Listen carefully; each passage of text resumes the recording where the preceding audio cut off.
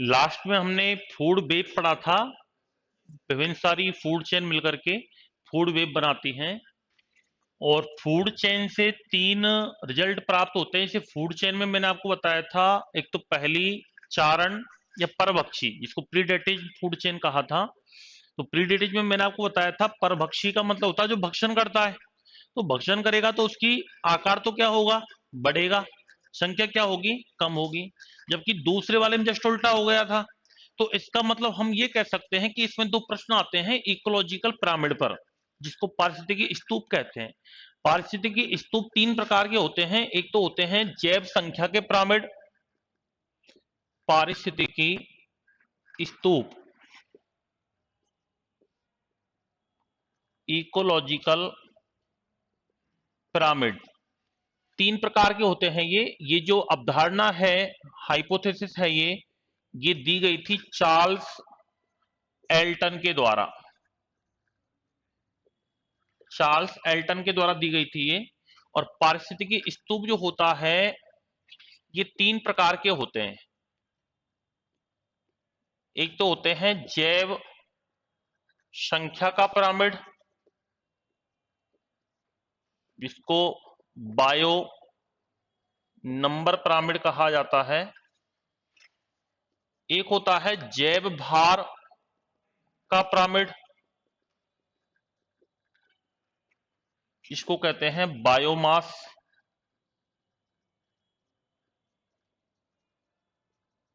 Pyramid. और एक होता है ऊर्जा के पिरामिड, एनर्जी के। इनमें से कई बार एक प्रश्न आता है कि इनमें से कौन सा स्टेटमेंट राइट है, रॉन्ग है। तो जैव संख्या के हमने दो श्रृंखला से चेन से ये रिजल्ट निकाला था कि संख्या एक में तो घटी थी और एक में बढ़ी थी, दूसरे में आकार बढ़ा था और एक में घटा था। यानी जैव संख्या के पिरामिड उल्टे व सीधे दोनों प्रकार के होते हैं, क्योंकि एक में घट भी रही है और एक में बढ़ भी रही है। तो हम लिख सकते हैं इसमें, आपको याद रखना है कि ये जैव संख्या के पिरामिड जो होते हैं, ये उल्टे तथा सीधे दोनों प्रकार के होते हैं। कैसे होते हैं, दोनों प्रकार के। और जैव भार के पिरामिड की बात करें तो जैव भार के पिरामिड ये भी उल्टे तथा सीधे दोनों प्रकार के होंगे। भाई, बायोमास का मतलब होता है एक तरह से वेट, उनका वजन। तो जब ये दोनों प्रकार के होते हैं तो ये भी कैसे होंगे, दोनों प्रकार के। लेकिन ऊर्जा के पिरामिड सदैव कैसे होते हैं, सीधे होते हैं, क्योंकि ऊर्जा हमेशा एक रूप से दूसरे रूप में रूपांतरित होती है। अगर जैसे माना कि हरे पेड़ पौधे हैं, हरे पेड़ पौधों से ऊर्जा प्राप्त की कीट ने 100%, तो अगले में जब कीट को जब मेढक खाएगा तो इसकी कितना परसेंट जाएगी, इसमें 10% जाएगी। फिर मेढक को यदि सर्प खाएगा तो फिर मेढक से सर्प में जाएगी। ऐसा नहीं हो सकता कि सर्प से मेढक में ऊर्जा आ जाए, जब मेढक से कीट में आ जाए। यानी ऊर्जा के पिरामिड सदैव कैसे होते हैं, सीधे, उल्टे कभी नहीं चल सकते। जबकि संख्या और भार के पिरामिड तो उल्टे व सीधे दोनों टाइप्स के हो सकते हैं। तो इसमें लिखो पारिस्थितिकी स्तूप, इकोलॉजिकल।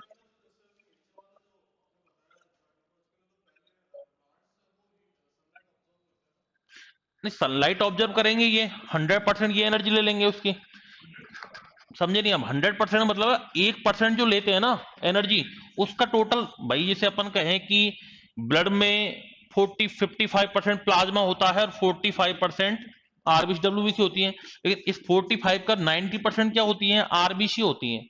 तो मैं ये वाला वैल्यू ले रहा हूं यहाँ पे, जैसे जितनी भी ऊर्जा ली, जाना कि 1% ली, 2% ली, 10% ली, उसका 10% किस में जाएगी, हीट में, फिर अगले से उसमें। पारिस्थितिकी स्तूप, इकोलॉजिकल पिरामिड, नीचे लिख लो अवधारणा चार्ल्स एल्टन के द्वारा दी गई। अवधारणा चार्ल्स एल्टन के द्वारा दी गई।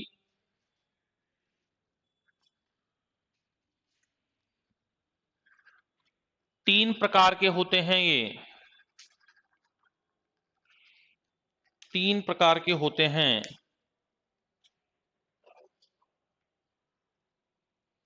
पहला लिखो जैव संख्या का पिरामिड,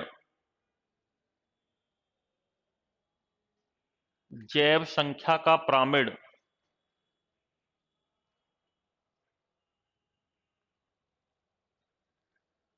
जैव संख्या का पिरामिड बायो नंबर पिरामिड नीचे लिख लो। उल्टे व सीधे दोनों प्रकार के होते हैं, उल्टे व सीधे दोनों प्रकार के होते हैं, उल्टे व सीधे दोनों प्रकार के होते हैं।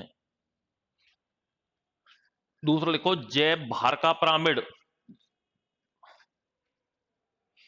जैव भार का पिरामिड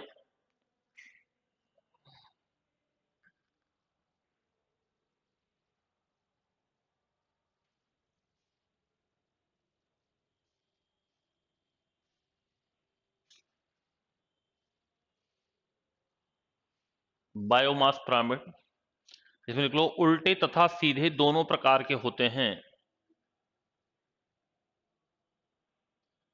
उल्टे तथा सीधे दोनों प्रकार के होते हैं।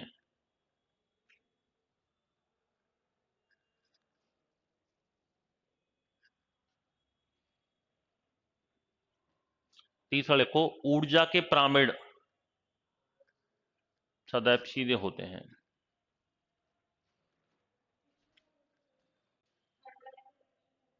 एनर्जी पिरामिड,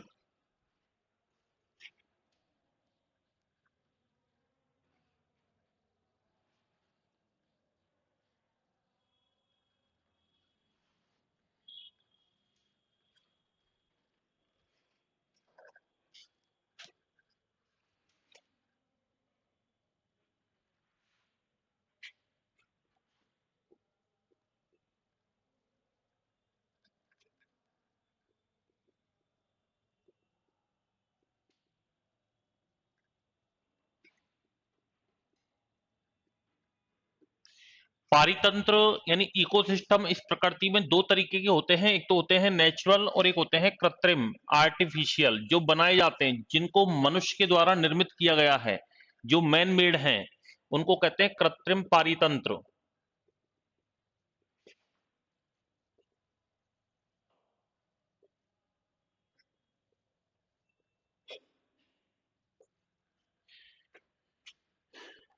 कृत्रिम पारितंत्र में आता है जैसे बगीचा, गार्डन, गार्डन कौन लगाता है? हम लगाते हैं, मनुष्य लगाता है। इसके अलावा क्रॉप्स लैंड, शस्य भूमि, खेती वगैरह करते हैं तो मनुष्य करता है। तो इसे प्रश्न आता है कि निम्न में से कौन सा आर्टिफिशियल या मैनमेड इकोसिस्टम है या नहीं है? तो कृत्रिम के अंदर जैसे बाग बगीचा है, शस्य भूमि है, कोई भी एग्रीकल्चर खेती वगैरह है, तो वो कृत्रिम हो गई। प्राकृतिक पारितंत्र का मतलब होता है, हम इसमें लिख सकते हैं, ये मनुष्य द्वारा निर्मित होते हैं।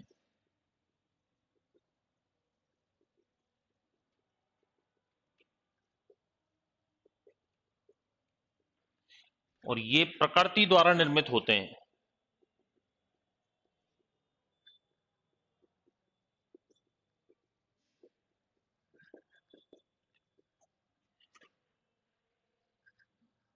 ये दो प्रकार के होते हैं, एक तो होता है स्थलीय, एक होता है जलीय, एक्वेटिक, टेरेस्टोरियल।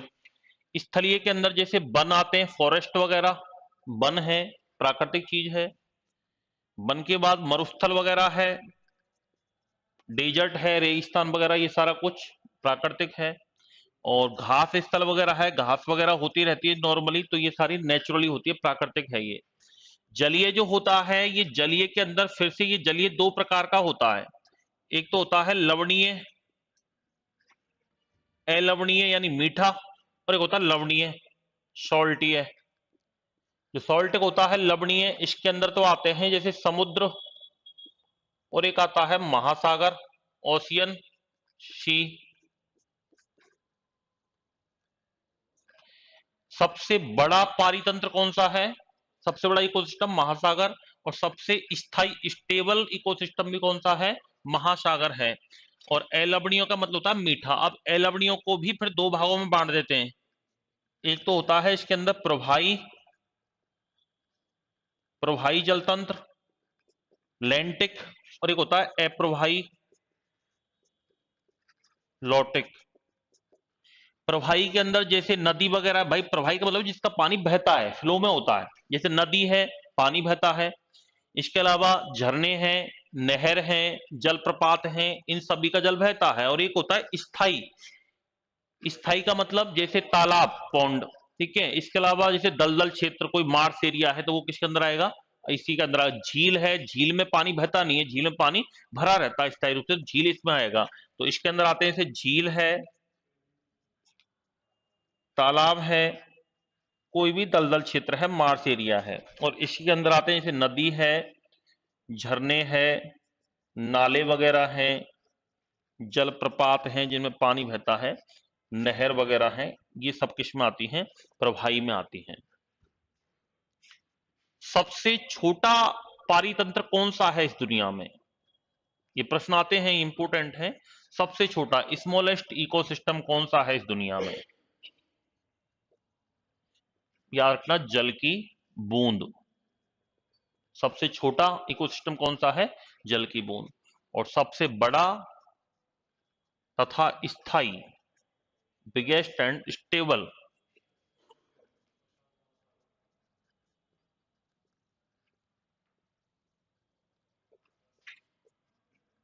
महासागर होता है। प्रशांत महासागर। हम्म।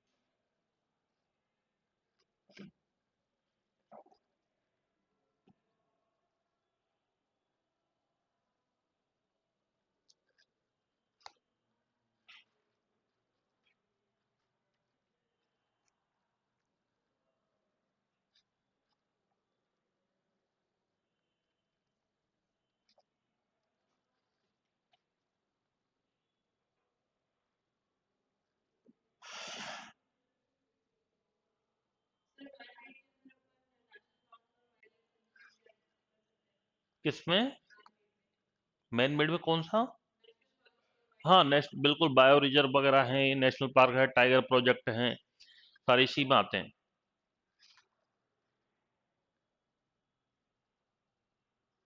वैसे जैसे नेशनल पार्क वगैरह है ना, ये ऑलरेडी कहीं ना कहीं नेचुरल भी हैं ये, इनमें अपन ने कहीं ना कहीं मॉडिफाई किया है। जैसे जयपुर में पुलिस स्मृति वन है, तो एक तरीके से पहले से नेचुरल है ये, अब उसको मॉडिफाई क्या कर दिया कि उसमें नए नए पेड़ पौधे प्लांट्स लगा दिए, कुछ नई नई प्लांट स्पीसीज लगा दी। बाकी जो जंगल ही तो है, पुलिस स्मृति वन क्या है, जंगल है। जंगल में फॉरेस्ट वन है, वन किस में आते हैं, नेचुरल में आते हैं।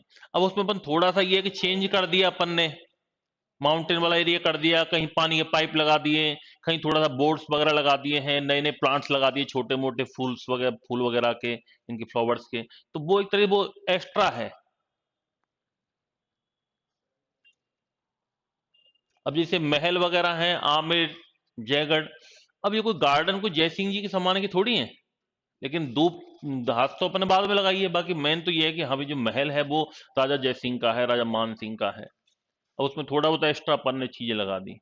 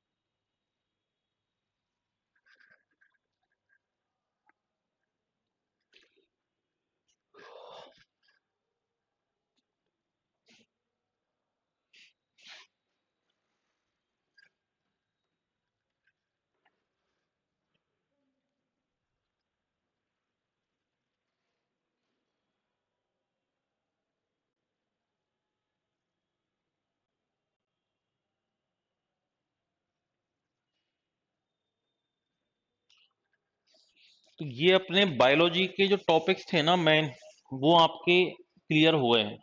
कौन कौन सा? एक तो सबसे पहले अपन ने ह्यूमन बॉडी पढ़ी थी, इसमें digestion, respiration, excretion, blood circulation, skeletal, muscular, reproductive glands वगैरह, एंडोक्राइन ग्लैंड्स, ये सारा कंप्लीट हम पढ़ चुके हैं। उसके बाद हमने बैलेंस डाइट वाला पढ़ा था, कार्बोहाइड्रेट, प्रोटीन, लिपिड, ठीक है, प्रोटीन, विटामिन, मिनरल्स वगैरह, वाटर, इनके बारे में पढ़ा था। फिर हमने डिजीज पढ़े थे, बैक्टीरियल, वायरल, फंगल, सारी हो गई थी, प्रोटोजोअन, जेनेटिक्स वगैरह। फिर हमने जेनेटिक्स अलग से पढ़ ली थी, जिसमें हमने मेडल्स के लॉज वगैरह जो भी है कंप्लीट वो पढ़ लिए थे। उसके बाद फिर हमने इकोलॉजी पढ़ी है, तो इकोलॉजी भी हमने पढ़ ली है। प्लांट्स जो होते हैं, प्लांट से संबंधित वैसे जनरल साइंस में तो आता है पोर्शन, ठीक है, बाकी विशेषकर अधीनस्थ बोर्ड का जो सिलेबस है अदर एग्जाम्स का, उसमें प्लांट से संबंधित टॉपिक्स नहीं होते हैं। जनरली जनरल साइंस में यही टॉपिक होते हैं, विशेषकर आपको यही टॉपिक रखने हैं याद। दूसरी बात, अगर कोई सिलेबस में फेरबदल होता है तो जो टॉपिक जुड़ेंगे उनको अपन अलग से बाद में करवा देंगे। फिलहाल के लिए आपको बायोलॉजी में ये टॉपिक्स आपको पढ़ने हैं। कुछ एक दो टॉपिक और बचेंगे, जैसे एक एनिमल्स और प्लांट्स का इकोलॉजिकल इंपोर्टेंस क्या होता है, वो मैं आपको उसमें क्या कुछ पढ़ने वाला है वो नोट्स दिलवा दूंगा मैं उसके। बाकी कोई अदर टॉपिक जुड़ेगा तो वो अपन बाद में उसको देख लेंगे। हाँ, वो क्लासिफिकेशन है होने को तो, क्लासिफिकेशन है। जनरली वो किसी भी अभी तक अधीनस्थ बोर्ड के किसी भी सिलेबस में नहीं है वो। हाँ, वो किसी भी सिलेबस में है नहीं है अभी क्लासिफिकेशन, उसमें अभी तक किसी भी, जैसे कोई भी महिला सुपरवाइजर हो, चाहे पटवार हो, या कोई और भी सिलेबस है उसके अंदर जनरली वो नहीं दे रखा होता है। लेकिन ये है कि जहां जनरल साइंस दे रखा है वहां पे से उसको पढ़ना बनता है, पढ़ने को तो आप चाहें तो अपन पढ़ सकते हैं उसको भी, क्लासिफिकेशन को भी हल्का हल्का देख सकते हैं उसमें से भी। बाकी टॉपिक अभी तक किसी सिलेबस में दे नहीं रखा है वो, अगर बाद में जुड़ता है तो अपन उसको देख लेंगे, ठीक है। बाकी क्लासिफिकेशन आप चाहो तो मैं अभी क्लासिफिकेशन स्टार्ट कर सकता हूँ, नॉर्मली इसको भी देख लेते हैं, क्लासिफिकेशन को भी। हाँ, एक बार बता तो देता हूँ जिससे आपको थोड़ा सा रहेगा। चलो हेडिंग डाल लो आप, क्लासिफिकेशन।